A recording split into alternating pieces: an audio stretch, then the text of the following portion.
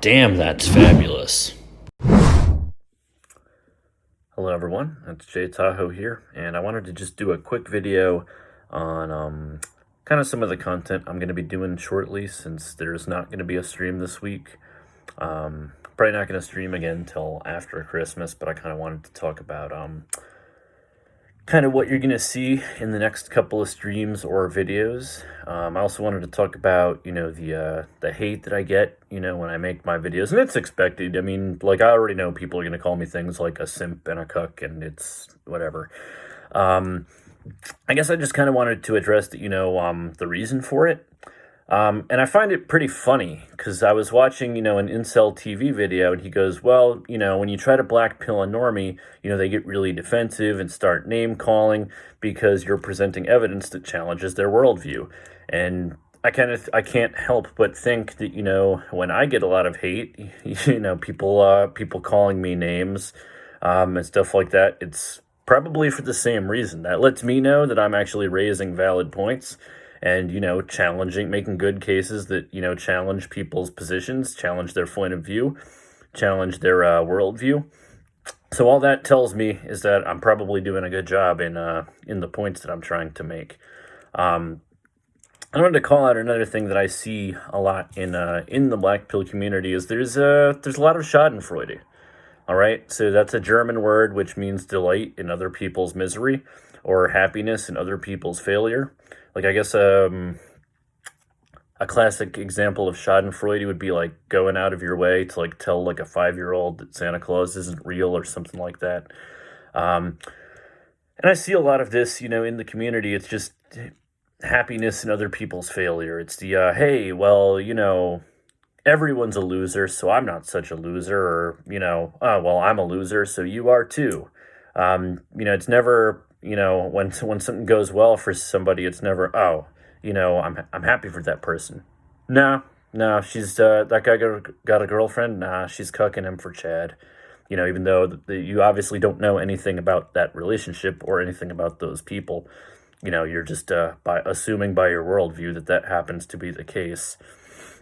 And let's just call that out for what that is. The very thing that a lot of black pillars accuse normies of doing, gaslighting. You don't actually know anything about that person's life or about their relationship. You just want to gaslight them so that they sleep with one eye open. I get it. I see it for what it is. I call it out for what it is. And I don't mind. Like I said, I'll come on camera. I'll talk about incel content. There's really nothing wrong with that. It really doesn't bring any repercussions. But yeah, it's gaslighting. You want that person to sleep with one eye open. You want to sow doubt in their life about their own relationship. I see it for what it is. And then so the people who you do that to, right, who actually believe you, they start doing super insecure stuff that does put their relationship into jeopardy, like going through their girlfriend's phone or asking where she is all the time and stuff like that. Which it's you're kind of underaccrediting men here. Like, so in my personal experience, when people cheat, both men or women, there's usually very obvious behavioral patterns.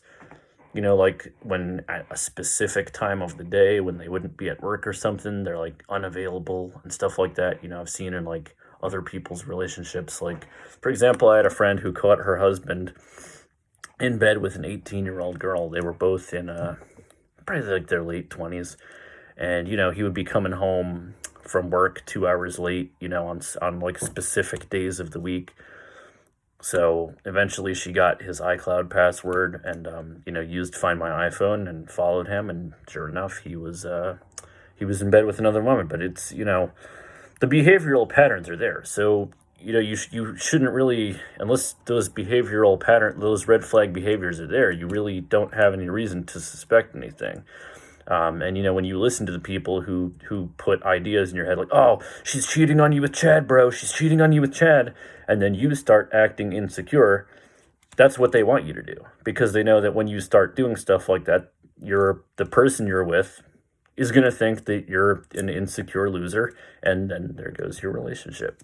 So let's just call that out for what it is. There's a lot of Schadenfreude and there's a lot of gaslighting. So that's kind of what I think about on all the hate that I get. And I didn't come here expecting not to get crapped on, so it's an inevitability. It's going to happen, but whatever. I'm going to still keep arguing my point and still keep making videos. In terms of what I have lined up after the holidays, you can expect a stream from Aramar and myself. We're going to kind of dive into some studies that we'd been analyzing. I also want to talk about the 2009 OkCupid study and a couple of points that I think kind of cast doubt on the accuracy of that experiment. But that'll be in a stream to come. And I received a request actually from a person who is short about maybe a stream about what it's like being a short guy, the kind of treatment you can expect.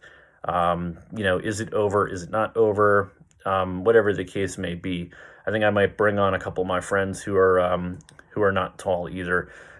We could have a manlet symposium, if you will. I think that might be a good idea. But I got to check in with them and see if they'd want to come on the show and talk about their experiences as well.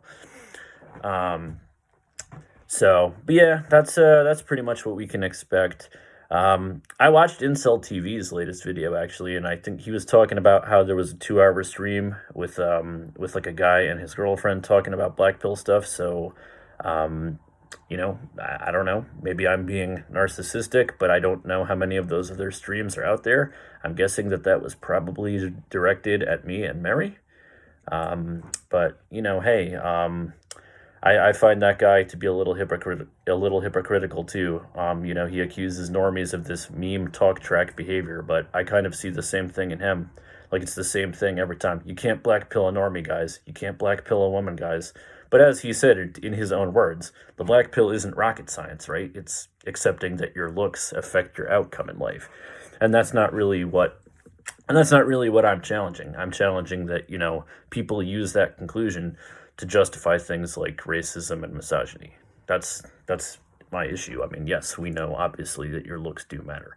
I also think it's exaggerated. They are one component of total attraction, but not to the degree that he's positing. But we're gonna have some evidence in an upcoming video to kind of refute some of that. But anyway, that's where I'm at right now. Enjoy your holidays, everybody. Whether you celebrate Christmas, Hanukkah, Kwanzaa, whatever, or you're agnostic like me.